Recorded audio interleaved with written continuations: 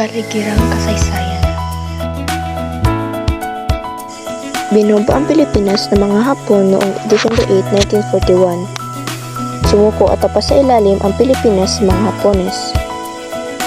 Sa pagdating ng mga Hapones sa ating bansa, dala nila ang kanilang propaganda na mga Hapon ang dumating sa Pilipinas bilang kapatid na magpapalaya sa mga Pilipino.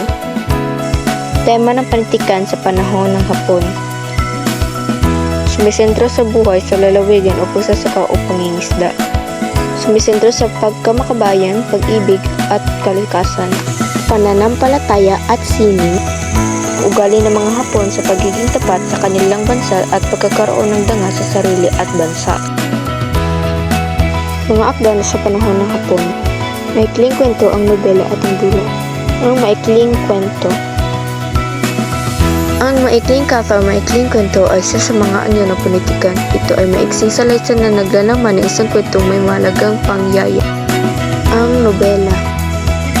Ang nobela ay isang mahabang kwentong fiksyon na isinulat sa paraang prosa. Ito ay karaniwang binubuo ng maraming kabanata na naglalahad ng mga kaganapan, pag-unlad ng mga taon at isang detalyadong kwento. Ang dula.